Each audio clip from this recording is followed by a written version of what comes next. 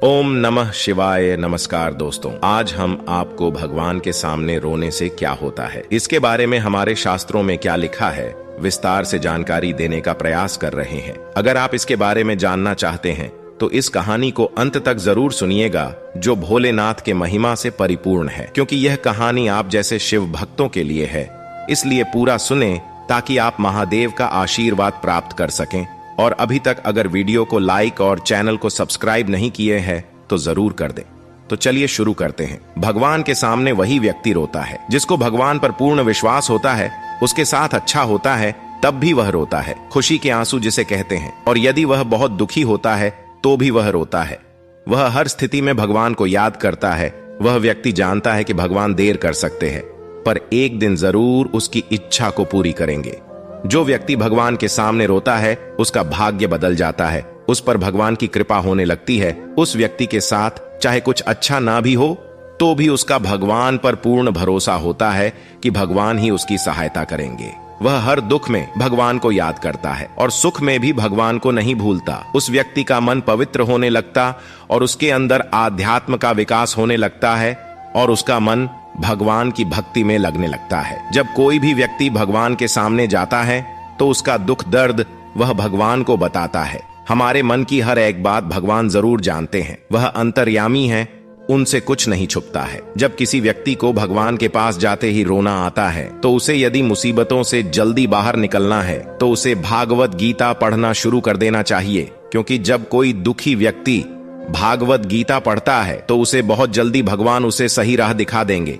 अगर कोई विधि पूर्वक भागवत गीता पढ़ता है तो उसके जीवन में चमत्कार जरूर होता है। आप भगवान की स्तुति करें, वो आपके जीवन के बड़े से बड़े संकट को दूर कर देंगे। भगवान के सामने रोना चाहिए या नहीं, सनातन धर्म को मानने वाले प्रत्येक व्यक्ति का अंतिम लक्ष्य मोक्ष की प्राप्ति होता है। हर व्यक्ति चाहता है कि वह जीवित अवस्था में सारे सुख भोगे और मृत्यु के बाद उसे मोक्ष की प्राप्ति हो जाए, और भौतिक सुख प्राप्त करने के लिए भगवान से प्रार्थना करना प्रारंभ कर देता है। वह चाहता है कि उसे दुनिया की सारी खुशियां मिल जाएं। पर हर व्यक्ति को इस बात पर गौर करना चाहिए कि भगवान का यह फर्ज होता है कि अपने भक्त का पेट भर जाए।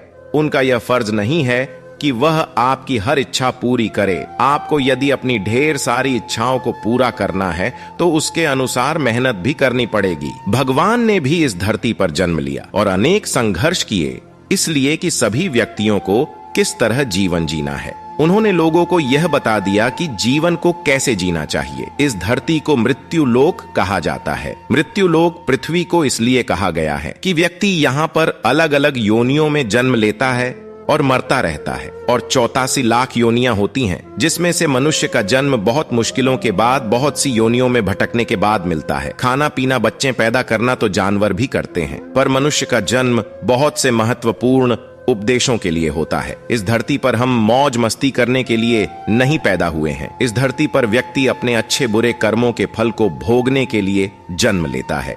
और जो व्यक्ति अच्छे कर्म करता है और नेकी और भलाई का काम करता है और भगवान की भक्ति सच्चे मन से करता है तो उसे भगवान की प्राप्ति होती है। जो व्यक्ति दूसरों को कोई हानि नहीं पहुंचाता, अपनी मेहनत से कमाए धन से अपना और उसके परिवार को पालता है और इंसान से लेकर किसी भी जीव को हानि नहीं पहुंचाता है, उस व्यक्ति को भगवान की प्राप्ति होती है। इसका मतलब यह नहीं है कि आप पर कोई हमला कर रहे हैं और आप चुपचाप सहन कर ले।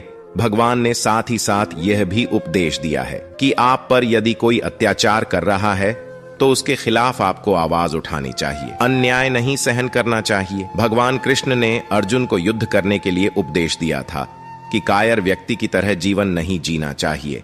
यदि अपने साथ कुछ गलत हो रहा है तो उसको सहन करना कायरता होगी। जो ईमानदारी पूर्ण जीवन जीता है, इस तरह के व्यक्ति पर भगवान की विशेष कृपा होने लगती है। बिना मांगे ही उसके सारे दुख कम होने लगते हैं। उसकी धीरे धीरे सारी परेशानियां कम होने लगती हैं। वह अपने मन में सदैव अपने इष्ट देव का ध्यान करने लगता है और उसे लगता है कि भगवान मेरे साथ है। उसके साथ बुरा होता है तो भी वह भगवान की इच्छा समझता है और अच्छा होता है तो भी वह भगवान की कृपा समझता है। ऐसे व्यक्ति को संसार के सभी लोगों का मन पढ़ने की शक्ति प्राप्त हो जाती है। वह सही और गलत लोगों को आसानी से पहचान जाता है। और उसका स्वभाव दूसरे लोगों की तुलना में बहुत ही अलग होता है। वह कभी किसी की बुराई नहीं करता, शांत प्रवृत्ति का और एक साधारण जीवन जीना पसंद करता है। वह भोग विलासिता की ओर आकर्षित नहीं होता। वह सिर्फ जीवन जीने के लिए भगवान से इतना मांगता है कि उसका परिवार खुश रह सके। वह गलत तरीके से धन नहीं कमाने की सोचता है। वह ईमानदारी का जीवन जीता है। छल कपट उसके मन में नहीं रहता। प्रत्येक व्यक्ति अपने इष्ट देव से प्रार्थना जरूर करता है, और जब वह भगवान के मंदिर में जाता है या फिर भगवान की भक्ति करता है तो उसके मन में बहुत से अच्छे बुरे विचार आते हैं और वह अपने दुखों को याद करके अपने आंसुओं को रोक नहीं पाता है। वह भगवान के सामने रोने लगता है और यह संकेत बहुत ही शुभ होता है। आप अपने दुख भगवान को बता रहे हैं, क्योंकि यदि आप अपने दुख दूसरे लोगों को बताएंगे तो वह आपकी सहायता करने के बदले में आपसे कुछ भी मांग सकता है और आपको उसका जिंदगी भर एहसान मानना पड़ सकता है। दुख के समय भगवान ही आपकी सहायता करने के लिए किसी न किसी रूप में आपकी मदद करते हैं। इसलिए भगवान को हमें हमारे दुख बताना चाहिए और भगवान के सामने आप रो भी सकते हैं। वो आपके दुख को समझेंगे, दूसरे लोगों की तरह आपका मजाक नहीं उड़ाएंगे। भगवान आपके दुखों को दूर करेंगे। आपके जीवन में कितनी भी बड़ी परेशानी आए, आप उसे भगवान को बताएं और सच्ची प्रार्थना करें तो आपको चमत्कारी फायदे होंगे। धार्मिक पुस्तकें पढ़ने से जो मन को एकाग्र शक्ति और शांति प्राप्त होगी, जो कभी आपने सोचा भी नहीं होगा। आपकी सारी चिंता समाप्त होने लगेगी और मानसिक तनाव दूर होगा। इस दुनिया में अच्छे बुरे सभी तरह के लोग होते हैं और जब आपके अच्छे दिन आने वाले होते हैं जो आपको अच्छे मित्रों की भी प्राप्ति होती है। इस दुनिया में दो तरह के व्यक्ति हैं, एक तो भगवान पर विश्वास करने वाले और दूसरे वे लोग हैं जो भगवान को नहीं मानते। ये वे लोग होते हैं जो सिर्फ उन पर यदि कोई मुसीबत आती है तो भगवान को याद करते हैं, और इन लोगों को दूसरों की खुशी बर्दाश्त नहीं होती है। ये दूसरे लोगों से जलते रहते हैं और जो भगवान की पूजा करते हैं उन लोग से भी जलते हैं। कोई व्यक्ति नियमित रूप से भगवान के मंदिर जाता है तो बहुत से लोग उनके बारे में बातें करने लगते हैं कि अरे ये तो दिखावा कर रहा है, पर दिखावा करना भी बहुत मुश्किल होता है। सामने वाले व्यक्ति की तरह आप 7 दिन भी दिखावा नहीं कर पाएंगे। इस तरह की बातें स्वार्थी व्यक्ति ही करते हैं जो सिर्फ दुख में ही भगवान को याद करते हैं। 5 मिनट ही चाहे आप भगवान से प्रार्थना करो, इस बीच बहुत जरूरी हो तो ही उठे। आप पूजा कर रहे हैं और किसी का फोन आ गया, आप पूजा अधूरी छोड़कर बातों में लग जाते हैं। ये भगवान का अपमान होता है। यदि कोई व्यक्ति नियमित रूप से भगवान की पूजा करने लगता है तो उसका भगवान की भक्ति के बिना मन नहीं लगता। जिस तरह जीने के लिए भोजन जरूरी है, उसी तरह उसका मन भगवान की भक्ति किए बिना किसी भी काम में नहीं लगता है। वह सिर्फ दुख में ही नहीं भगवान को याद करता है, वह तो रोज ही भगवान की भक्ति करता है। जब व्यक्ति नियमित रूप से भगवान को याद करता है तो उसके चारों ओर एक सकारात्मक ऊर्जा का घेरा बनने लगता है, और जब भी वह अपने इष्ट देव से प्रार्थना करता है तो दैवीय शक्तियां उसकी और उसके परिवार की रक्षा करने लगती हैं।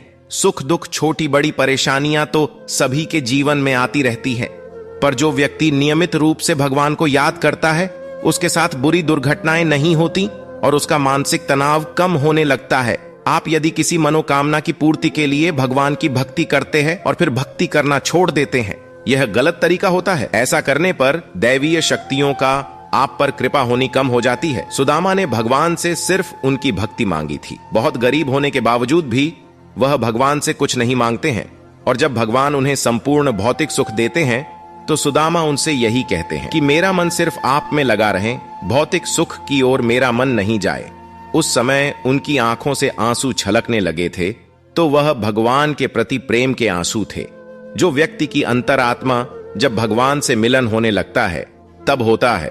भगवान हमारी भक्ति देखते हैं। आप चाहे कितने भी रुपये भगवान के मंदिर में चढ़ा दें या फिर कितनी ही पूजन सामग्री चढ़ा दें, आपसे भगवान तब ही प्रसन्न होंगे जब आप मन से पूजा करेंगे। कलयुग में तो भगवान को मनाना बहुत ही आसान है। आप यदि सच्चे मन से भगवान से प्रार्थना करेंगे तो आप पर दैवीय कृपा होने लगेगी। आज के लिए बस इतना ही। अगर इस वीडियो को बोलते समय कोई गलती हुई हो तो मैं क्षमा चाहता हूँ। उम्मीद करता हूँ कि आप सभी को ये वीडियो अच्छी लगी होगी। अगर आप भोलेनाथ के सच्चे भक्त हैं तो वीडियो को लाइक और चैनल को सब्सक्राइब करके कमेंट में जय भोलेनाथ जरूर लिखें।